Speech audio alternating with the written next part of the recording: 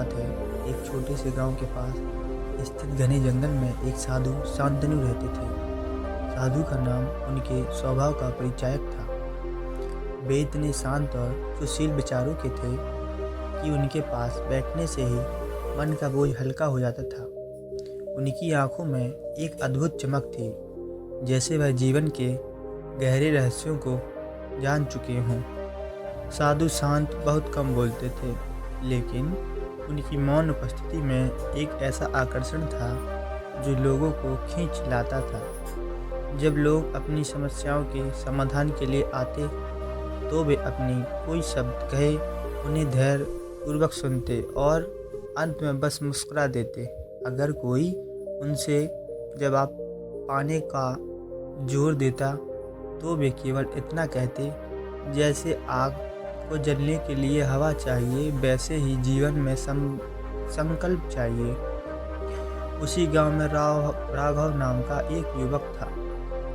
राघव पहले एक जोशीला और बड़े सपने देखने वाला लड़का था, लेकिन जीवन में लगातार असफलताओं ने उसकी उम्मीद तोड़ दी थी।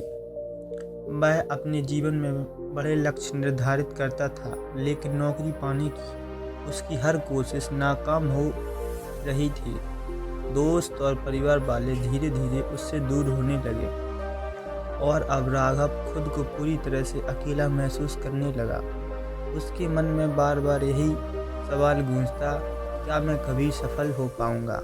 एक दिन जब राघव पूरी तरह हताश हो चुका था, उसने गांव के कुछ लोगों से साधु शांतनु की चर्चा सुनी। लोग कह रहे थे कि साधु की उपस्थिति में लोगों को शांति और समाधान मिलता है। राघव को लगा कि शायद साधु के पास उसकी समस्याओं का कोई हल हो। वह साधु शांतनु की कुटिया के पास पहुंचा और अपनी सारी परेशानियां उनके सामने रख दी। नौकरी में असफलता, दोस्तों और परिवार से दूरी और जीवन में कोई उम्मीद न होना। साधु ने ध्यान से उसकी बात सुनी और फिर मुस्कुराते हुए कहा, कल सूर्योदय से पहले नदी के पास आना। राघव को यह बात समझ में नहीं आई, लेकिन वह मान गया।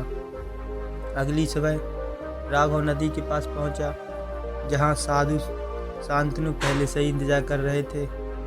बिना कुछ कहे साधु ने नदी की ओर बढ़ना शुरू किया और राघव भी उनके पीछे चल पड़ा।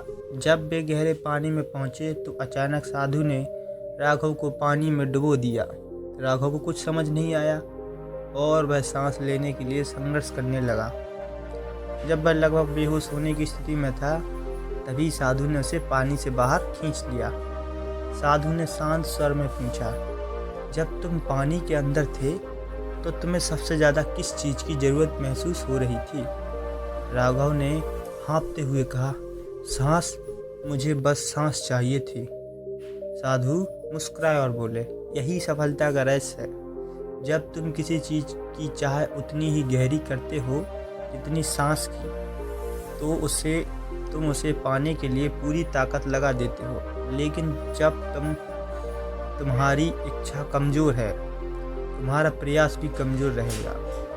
राघव को उस पल में जीवन का सबसे बड़ा सत्य समझ में आ गया। उसने महसूस किया कि अब तक उसने अपने प्रयास पूरे मन से नहीं किए थे। उसने ठान लिया कि अब वह अपने लक्ष्य के लिए पूरी तरह से कोशिश करेगा। इसके बाद राघव ने अपने जीवन को नई दिशा दी। उसने खुद की कमजोरियों और डर का सामना करना शुरू किया और खेती में अपना करियर बनाने का निर्णय लिया, जो उसके परिवार की पुरानी परंपरा थी। उसने बड़े किसानों से सीखा और अपनी तकनीकों को सुधारने के लिए कड़ी मेहनत की।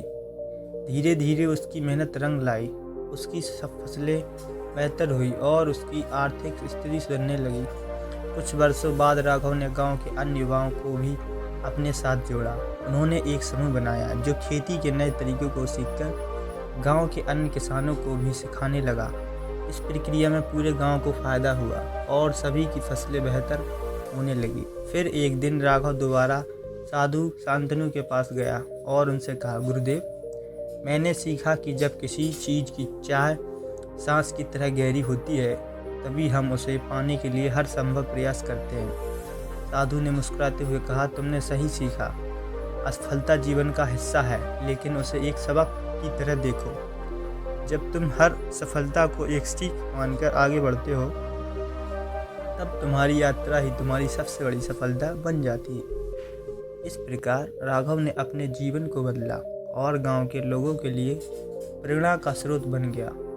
उसकी कहानी यह सिखाती है कि जीवन में जब किसी चीज़ की गहरी ज़रूरत होती है, तभी हम उसे पाने के लिए पूरी ताकत लगाते हैं और तब ही हमें सफलता मिलती है।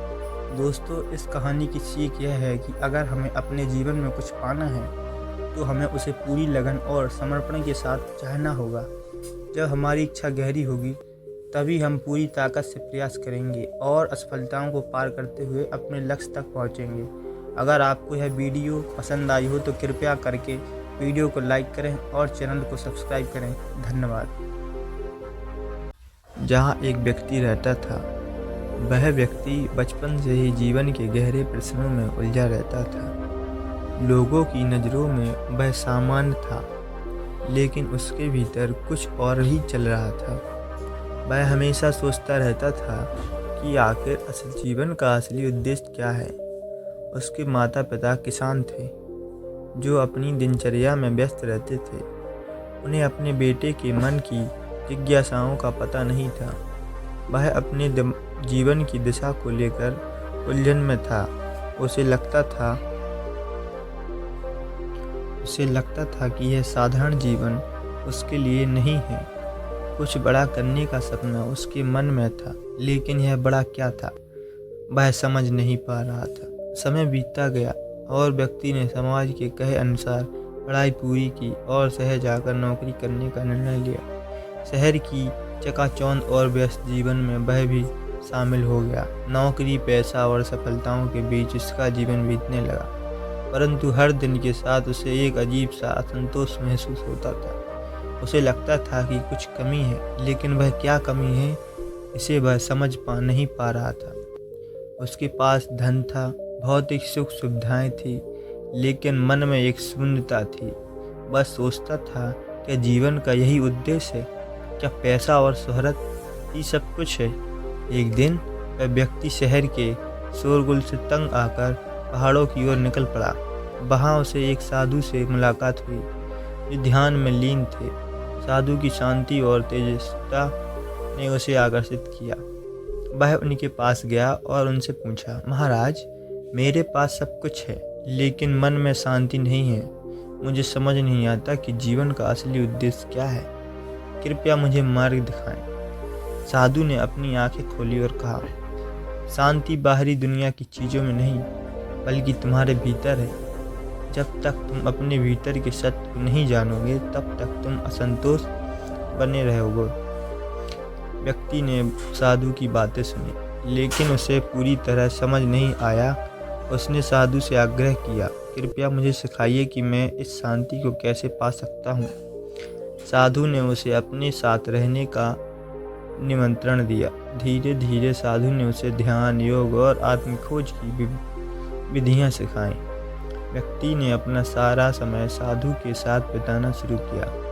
वह ध्यान करने लगा, योग करने लगा और धीरे धीरे उसे अपने भीतर की शांति का अनुभव होने लगा। साधु ने उसे सिखाया, संसार की भौतिक वस्तुएं अस्थायी हैं, असली शांति तुम्हारे भीतर छुपी हुई है। जब तुम अपने मन को नियंत्रित करोगे, तभी सच्चे सुख को प्राप्ति होगी। व्यक्ति ने इन शिक्षाओं को अपने जीवन में अपनाया और ध्यान में और गहराई से जाने लगा। हालांकि यह यात्रा आसान नहीं थी। ध्यान और साधना के दौरान उसका मन भटकने लगता था। उसे अपने पुराने जीवन की यादें सताने लगीं। कभी कभी उसे लगता था कि वह गलत दिशा में जा रहा है, लेकिन हर बार साधु उसे धैर्य रखने की सलाह देते और कहते, सच्चा मार्ग कठिन होता है, लेकिन जो इस पर डटे रहते हैं वे अंत में सफलता प्राप्त करते हैं। व्यक्ति ने साधु की बातों पर विश्वास किया और अपनी साधना को और गहरा किया। दिन रात वह ध्यान में लीन होता, अपने भीतर की शांति को खोजने की कोशिश करता। धीरे धीरे उसे समझ में आने लगा कि सच्ची शांति भौतिक सुख सुविधाओं से नहीं, बल्कि आत्मा की खोज से मिलती है। कुछ वर्षों के बाद व्यक्ति ने अपना पुराना जीवन पूरी तरह त्याग दिया और साधु बनने का निर्णय लिया। उसने आत्मज्ञान को अपना जीवन बना लिया। अब वह न केवल अपने लिए बल्कि समाज के लिए जीने लगा। वह गांव-गांव जाकर लोगों को ध्यान, योग और आत्मज्ञान का महत्व बताने लगा। साधु ने लोगों को सिखाया कि जीवन का असली उद्देश्य केवल भौतिक चीज़ों में नहीं।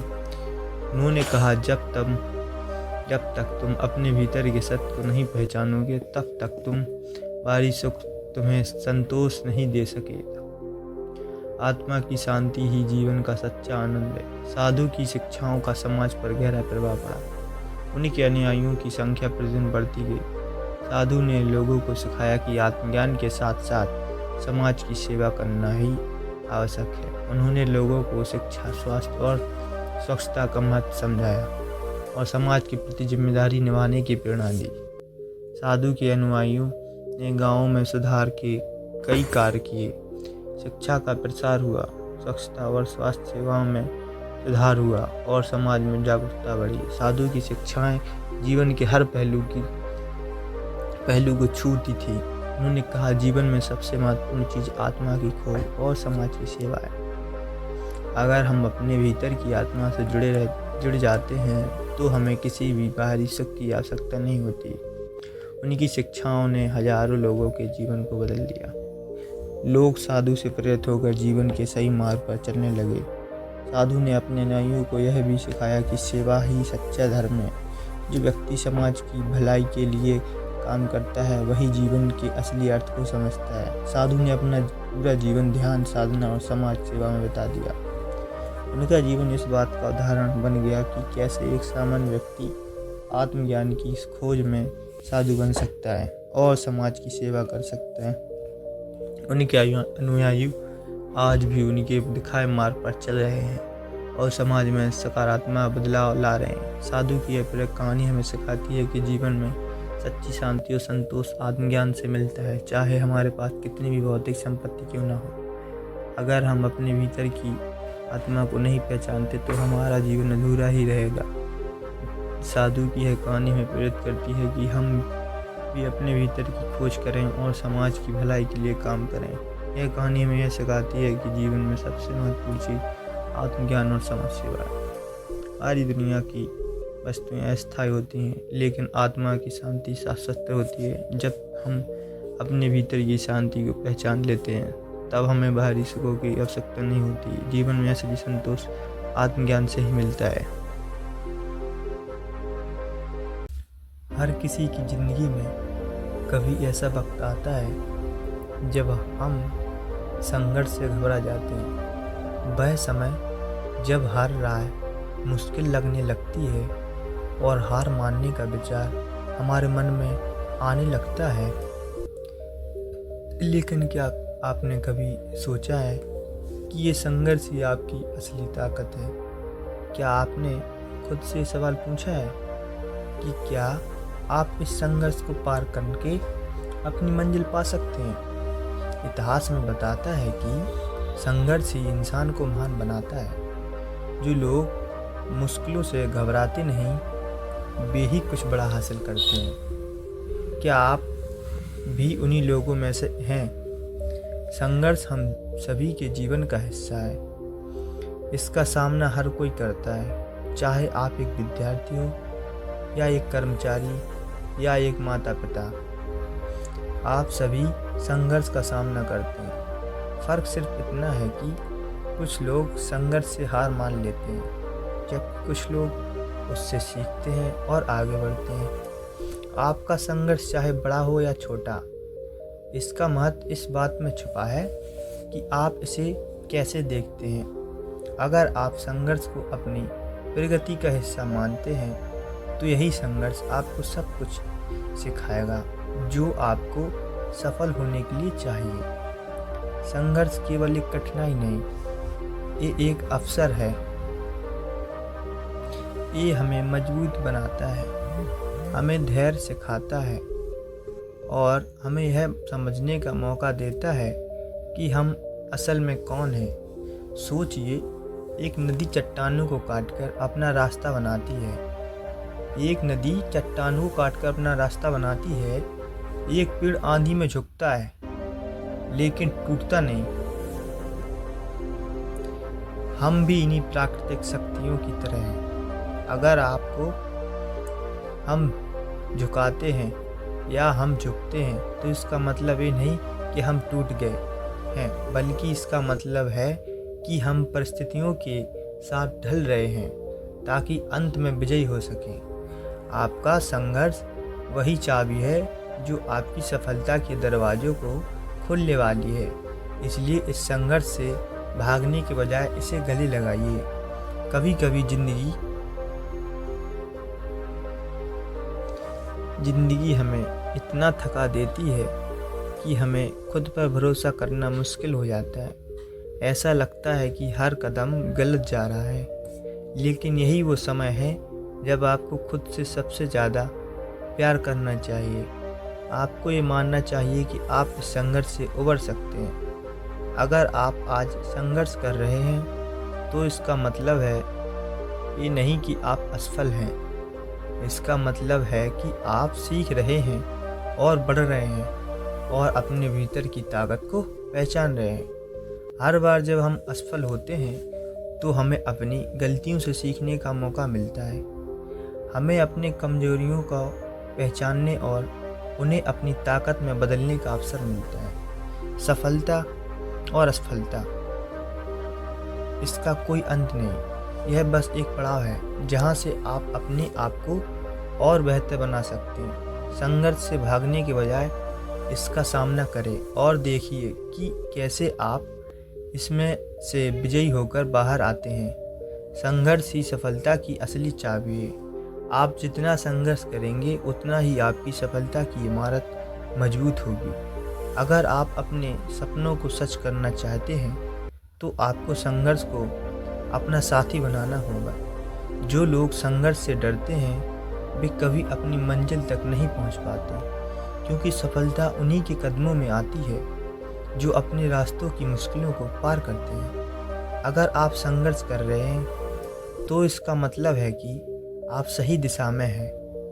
संघर्ष आपको वही सिखाएगा जो आपको सफल होने के लिए चाहिए। अब जरा खुद से सवाल पूछिए, क्या आप अपने संघर्ष से भाग रहे हैं? क्या आप अपने आप को उस मुकाम तक पहुंचने से रोक रहे हैं जो आपकी असली मंजिल हो सकती है? सोचिए, अगर आप आज हार मान लेते हैं तो कल का वो दिन कभी नहीं आएगा जिसका आप सपना देख रहे थे। लेकिन अगर आप आज संघर्ष करते हैं तो कल आप वही हासिल कर सकते हैं जो शायद आज नामुमकिन लगता है। संघर्ष से भागना आसान लगता है, लेकिन इसे अपनाने का मतलब है कि आप खुद को उस मुकाम पर ले जा रहे हैं जहां आपको जीवन में असली संतुष्टि मिलेगी। संघर्ष से लड़ने के लिए कुछ व्यवहारिक कदम उठाए जा सकते हैं। सबसे पहले अपने लक्ष्य स्पष्ट करें। आप क्या हासिल करना चाहते हैं? इसके बाद एक योजना बनाएं और उस पर ईमानदारी से अमल करें। संघर्ष के दौरान धैर्य बनाए रखना सबसे महत्वपूर्ण है। हर दिन छोटे छोटे कदम उठाइए और अपने आप को ये याद दिलाए रहिए कि हर संघर्ष आपको सफलता के करीब ले जा रहा है। संघर्ष के बिना सफलता का कोई मतलब नहीं होता। अगर आप बिना किसी रुकावट के अपनी मंजिल तक पहुंच जाते हैं तो इस जीत का मूल्य क्या होगा? असली खुशी वही होती है जब आप अपने संघर्षों को पार करके उस मुकाम तक पहुंचते हैं जिसका आपने हमेशा सपना देखा था। इसलिए संघर्ष से मत भागिए, इसे अपनी शक्ति बनाइए, क्योंकि संघर्ष के बाद ही असली सफलता आती है। जीवन में संघर्ष अनिवार्य है, परंतु यही संघर्ष हमें महान बनाते हैं। यह आपकी यात्रा का हिस्सा है और इसी से आपको वह ताकत मिलेगी जो आपको आपकी मंजिल तक पहुंचाएगी। संघर्ष से मत भागो, बल्कि संघर्ष को गले लगाओ। संघर्ष से वो ही लोग भागते हैं जो कायर होते हैं, जिनमें हिम्मत नहीं होती कि हम ये कार्य कर सकते हैं। जो वो कार्य करने के ठान लेते हैं वो हमेशा ही संघर्ष से कभी नहीं डरते हैं, और जो कभी नहीं डरते हैं वही ज़िंदगी में सफल होते हैं। क्योंकि डरना किससे? हमें कभी किसी से नहीं डरना है। डरने से अपना जीवन सफल नहीं होगा। जब हम जीवन सफल बनाने के लिए आए हैं तो हमें किसी डरना नहीं है। अगर हम डरेंगे तो जीवन सफल नहीं बना पाएंगे। इसलिए संघर्ष करिए, संघर्ष करने के साथ डेली मेहनत करिए और देखिए आप कैसे अपने आप को एक मेहनती इंसान बनाते हैं। यदि आपको लगता है कि आपसे संघर्ष नहीं हो रहा है तो आप रोजाना हिम्मत लाइए, थोड़ा थोड़ा हिम्मत लेकर छोटा छोटा काम करिए और छोटे छोटे काम से आप देखिएगा कि आप बड़े बड़े काम करने लगेंगे। आपको पता नहीं चलेगा, बस आप ईमानदारी से मेहनत करते रहिए। और हमेशा ये याद रखिए कि हमेशा जो भी मेहनत करता है उसकी मेहनत कभी बेकार नहीं जाती। इसलिए हमें संघर्ष से कभी भागना नहीं चाहिए। संघर्ष वो चीज़ है जो हमें एक असली इंसान बनाती है। जो संघर्ष छोड़ देता है वो कायर कहलाता है। आप यह एक एग्जाम्पल लेके चलिए कि आप एक 10 मीटर दूर किसी चीज़ को उठाना है जो आपके लिए उस समय बहुत कीमती हो सकती है और आप मान के चलिए कि एक पैर से चल नहीं पा रहे हैं, तो आपको उस 10 मीटर चीज़ को उठाने के लिए कितना संघर्ष करना पड़ेगा वो आप सोच सकते हैं। और हम समझ सकते हैं कि जीवन में कुछ चीज़ पाने के लिए हमें संघर्ष करना पड़ता है। इस उदाहरण के हिसाब से आपको शायद समझ में आ गया होगा। अगर आपको वीडियो थोड़ी सी भी अच्छी लगी हो तो एक वीडियो में प्यारा सा कमेंट करके, वीडियो को लाइक करके अपने दोस्तों के साथ ज़रूर शेयर करें, जिससे वो भी अगर संघर्ष ना कर रहे हों तो आज से ही वो संघर्ष करना स्टार्ट कर दें। तो इसी वीडियो के साथ